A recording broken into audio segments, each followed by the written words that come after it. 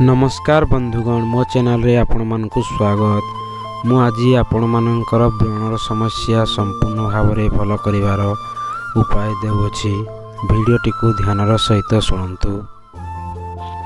व्रण हेबार कारण हैला hormone imbalance हेबा, तेल मसला अधिका खाइबा, अत्यधिक चाप जोगु मध्य हेइथाय। आपणकर जो स्थान रे व्रण हेइथो ताको जाकाजुकी करंतु नाही, नहले विषाक्त हो जाई पारे व्रण। रसुण को तो आपण माने समस्ते जानती, आपणकर रसोई घरे ही थिबो।